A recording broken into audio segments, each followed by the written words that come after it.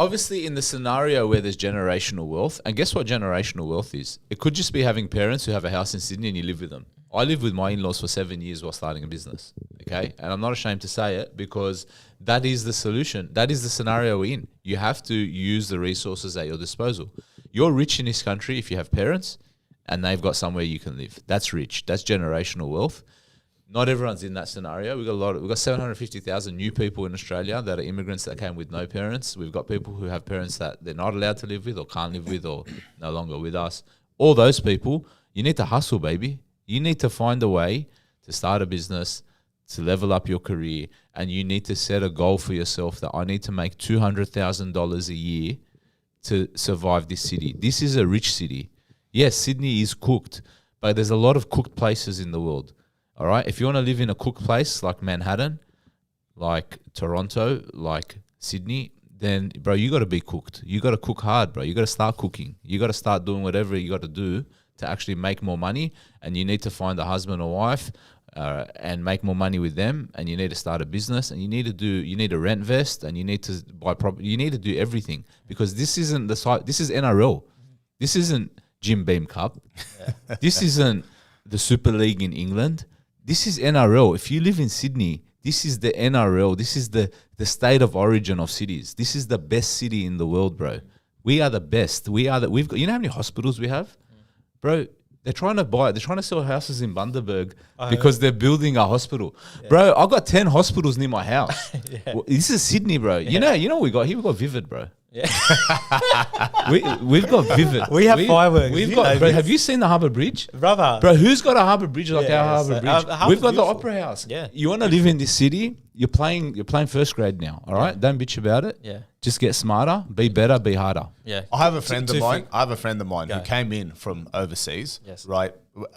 19 years old by himself, had no money, barely had a job, lived in a house where there was 10 other people, and in the room he was sleeping in, there was one other person. He paid rent to sleep, and now he's got 2 or 3 properties, right? And he didn't even make anywhere near that level of money.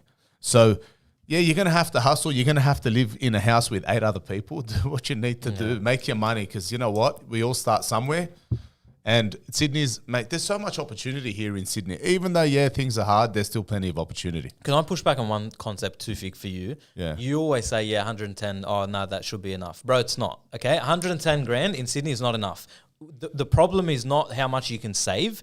The problem is your earning capacity. Okay, 110 grand. Yes, you will feel broke living in Sydney at 110 grand. Because yes, you can live in the house but what about if you have children? What about if you have a family? What about if you have whatever? Like, so the idea that you can save or you can lessen your expenses, there's only so much you can reduce your overheads. You need to increase your sales capacity. You need to increase your earnings. And that should be the focus. I'm not going to tell someone at 110 grand, low-hanging fruit, okay, holiday is going to be tough. Big mortgage repayment going to be tough. Big car repayment going to be tough. But once you've nailed all those things and that's it. That's like a minimum standard.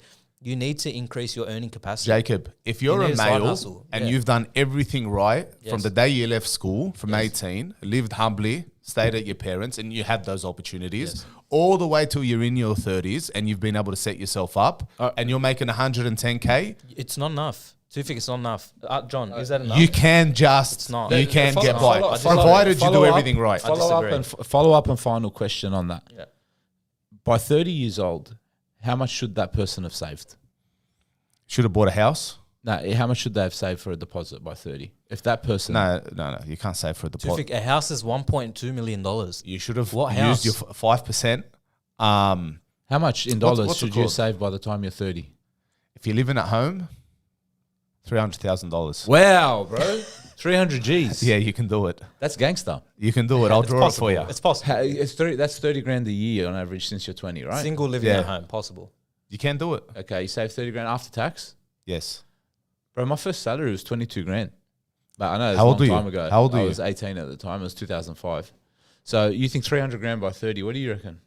I don't disagree with. I've lived By the way, frugally why are you in my sitting on life. 300 grand? Go buy a Yeah, place. I've lived pay it frugally in off, my get life. some So return. I'm not saying you can't save the money, but what I'm saying is 110 to service a mortgage. Let's say you do buy the home, you got a mortgage of 700-800 grand, bro. 110 is not enough to pay that mortgage off. You can't borrow that money. It's 10x your salary. The bank's only going to give you 4 to 5. you need to cook It's harder. not possible. It's not possible to live on $110,000 in Sydney. It's not. You know why I say this passionately? Because I'm someone who's not elaborate. I don't have a holiday every year. I don't have a, massive mortgage repayment and whatnot. I'm not living beyond my means. I'm telling you, if I was restricted on 110 grand, it could not happen.